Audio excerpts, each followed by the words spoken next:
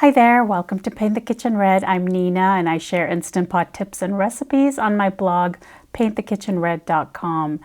Today's recipe is Instant Pot chili with dried beans. So you don't need to use canned beans, you can use dried beans, and you can either soak the beans for 8 hours or overnight, or you can do a quick soak of the beans in the Instant Pot, which I'll tell you all about. So now let's go over the ingredients and learn how to make this chili.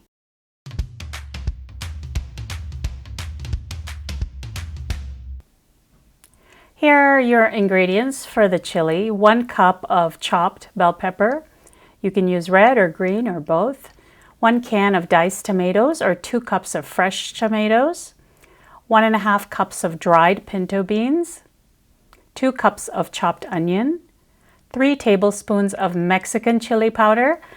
Don't substitute cayenne pepper or Indian chili powder or just a plain chili powder for the Mexican chili powder, because Mexican chili powder is a blend of different spices, including chili powder, but it also has other spices like garlic powder and onion powder.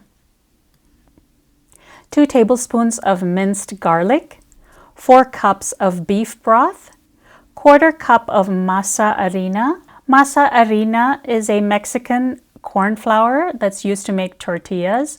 If you can't find it, then you can either substitute regular cornmeal or take a few corn tortillas and powder them in a food processor. 1 tablespoon of regular or Mexican oregano, 2 teaspoons of cumin powder, 2 teaspoons of cocoa powder, 1 teaspoon of salt or to taste, 1/2 teaspoon of black pepper powder, 1.5 pounds of ground beef.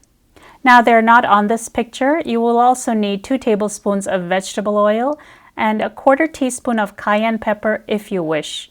You can also omit it. So one of the things you need to do is to soak the beans before you use them in this recipe. You can either soak them for 8 hours or overnight, or you can use the quick soak method in the Instant Pot, which is what I'm going to show you now. And once you've quick soaked the beans, then you can go ahead and add them to the recipe just like you would soaked beans. Rinse the beans and add them to the Instant Pot.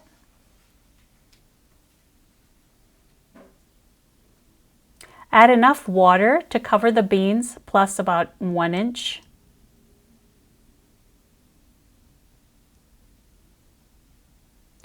Close the lid and pressure cook on high pressure for 5 minutes. And once the pressure cooking is done, let it do a natural release and then open the Instant Pot and your beans are ready to be used in the recipe. You just have to drain them. Now let's get on with the recipe. Heat the Instant Pot in saute mode, and once it's hot, add the oil. Let the oil heat up and add the ground beef. And we're going to break up the ground beef while we allow it to brown. Add the onions and saute them for about 2 to 3 minutes.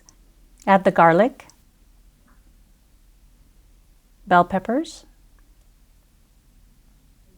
Mexican chili powder, Mexican oregano, cumin, cocoa powder, salt, pepper, and cayenne pepper if you're using it.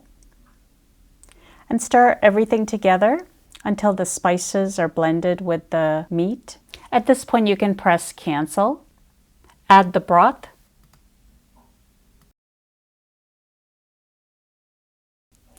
Stir again. Add the tomatoes, and we're just going to leave them on top. We're not going to stir them in. Add the beans. Push them down gently and close the lid.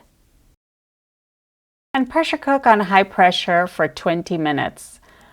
Do a natural pressure release, and when the float valve has gone down, it's safe to open the lid.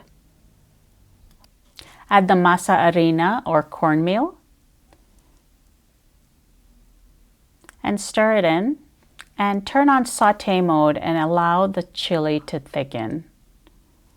It'll take a couple of minutes and stir occasionally so it doesn't stick to the bottom. Once the chili's thickened, it's ready to be served into a serving bowl. Top the chili with your choice of toppings. You can add sour cream, cheese. I happen to like sharp cheddar, cilantro, chopped,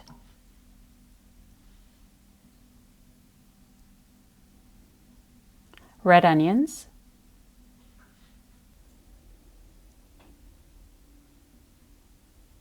and one of my kids' favorites, and secretly my favorite, Fritos corn chips.